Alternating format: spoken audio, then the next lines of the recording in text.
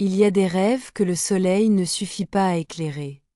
Dans le petit village de Kasumeh, au cœur de la savane, Esha portait un rêve grand comme l'Afrique, devenir infirmière. Mais chaque soir, le même obstacle se dressait, l'obscurité point ici, l'électricité n'était qu'un mot lointain. La seule lumière était réservée aux anciens. Pour Esha, l'étude s'arrêtait net. Comment bâtir un avenir, comment soigner son peuple, quand la nuit dévorait le temps d'apprendre. L'espoir s'éteignait avec le jour.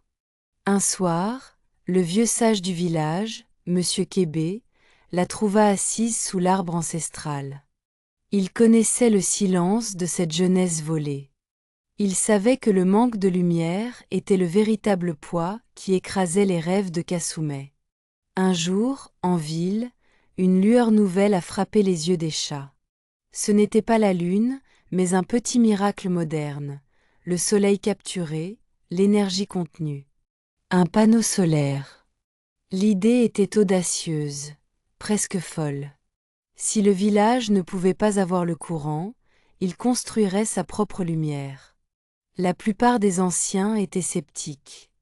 La technologie était chère, l'argent rare. Mais Esha ne s'est pas arrêtée.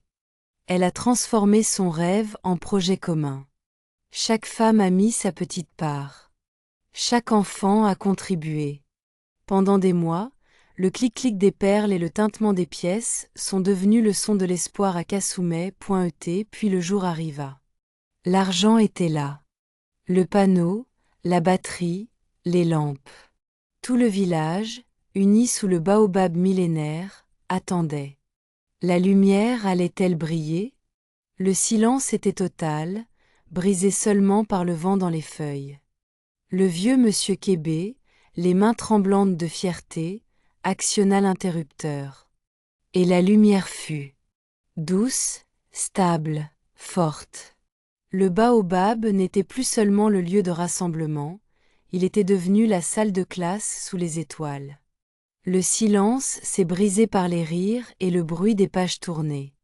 Ce soir-là, Monsieur Kébé n'a pas vu qu'une ampoule s'allumait. Il a vu des rêves qui repoussaient les limites de la nuit. L'histoire d'Esha, qui est devenue infirmière, n'est pas seulement celle de la réussite individuelle. C'est l'histoire de Kasumeh, un village qui a compris que l'espoir n'attend pas les promesses lointaines. Il suffit d'une idée, d'un cœur déterminé, et de l'unité d'un peuple pour allumer sa propre lumière. N'oubliez jamais, même la plus petite source de lumière peut vaincre la plus grande obscurité.